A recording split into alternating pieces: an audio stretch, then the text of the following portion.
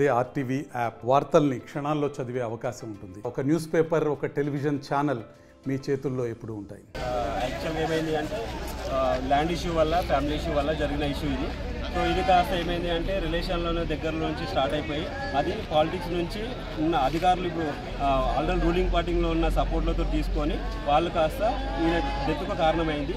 ఇది కాస్త వాళ్ళకి ఒకేసారి 2 సార్లు కాదు, పొలం దగ్గరికి వెళ్ళి లైవ్గా వాళ్ళ పైన అంటే ఒక వార్నింగ్ ఇవ్వడం కూడా జరిగింది. ఎందుకు అంటే ఇక మీరు కనుక వాళ్ళకి ల్యాండ్ ఇవ్వకపోతే కనుక మీ ప్రాణాలు మీకు వస్తే మిమ్మల్ని ఏం చేయడానికన్నా మేము రెడీ అని చెప్పడం ద్వారా ఆయన మనస్తాపానికి గురైపోయి ఆత్మహత్య చేసుకోవడం జరిగింది. అది కూడా అలాంటి చేసుకునే తత్వం కూడా ఆ పర్సన్ కాదు. కాకపోతే ఏంటి అంటే చెప్తున్నాను కదా, ఆయన ఒక 10 మందిలో 10 మందికి చెప్పిన పర్సన్. కాకపోతే ఏమైంది అంటే ఊర్లో చెప్పిన పర్సన్ ఒక్కసారిగా పోలీస్ స్టేషన్ గెలిపి కేసులు పెట్టేసి పొలం దగ్గరికి వెళ్ళి సింగిల్కి వెళ్ళి వార్నింగ్ ఇస్తే ఎలా ఉంటుంది ఎవరికైనా పరిస్థితి? ఇది కరెక్ట్ కాదు కదా.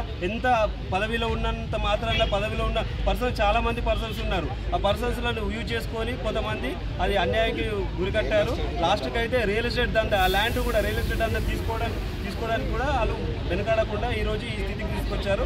అది కాస్త 4-5 రోజుల నుంచి ఇప్పుడు రష్ హాస్పిటల్లో కొట్టు ఫైనల్గా ఈరోజు ఈ పరిస్థితి ఇది. ఒక 100% న్యాయం జరగాలి. జరిగేంత వరకు మాత్రం మేము ఇక్కడికి జరిగేది లేదు. అది సేనారెడ్డి, మర్లపూరు, నాగరాజు అండ్ వాళ్ళ సిస్టర్స్ శ్రీధర్ రెడ్డి, వీళ్ళందరూ వెంకటపూర్ శ్రీధర్ రెడ్డి, వీళ్ళందరూ సమక్షంలో వాళ్ళు చేసిన బ్లాక్ మెయిల్ ద్వారా ఈ రోజు పరిస్థితి ఇక్కడ దాకా వచ్చింది. సో ఇది మేము చెప్పేది. కొంచెం గట్టిగా చెప్పు. 4 బిడ్డలు భూమి పంచుకుంటామని మా నాన్నని పోలీస్ స్టేషన్లో పిలిపించుకుంటా టార్చర్ పెట్టుకుంటా భూమి కావాలని టార్చర్ పెట్టుకుంటా పిలిపించుకుంటా నాగరాజు, పుష్ప, మంజుల, అమర్ సేనారెడ్డి, శ్రీధర్ రెడ్డి, మా బాపమ్మ అందరు కలిసి ఒకటే దగ్గర గ్యాంగ్ కట్టి మా బాపనికి ఇట్లా చేసిర్రు. చంపేందుకు భూమి కావాలని టార్చర్ పెట్టిర్రు. నువ్వు చావురా, నువ్వు చాస్తే భూమి వస్తుంది అన్నారు. నువ్వు చేస్తే భూమి ఇస్తారు అన్నారు. మేము భూమి వేసుకుంటాం రా అన్నారు. 4 పాలు పెట్టుకుంటాం అన్నారు. 4 పాలు 4 పెట్టుకుంటాం అన్నారు. భూమి కావాలన్నారు. టార్చర్ చేసిర్రు. పోలీస్ స్టేషన్ లో 50 మట్ల పిలిపించిర్రు. మా బాబు నోటు మీద కాలు పెట్టద్దు అన్నారు. నా భూములకు నేను కాలు ఎట్లా పెట్టద్దని ఆత్మహత్య చేసుకున్నాడు.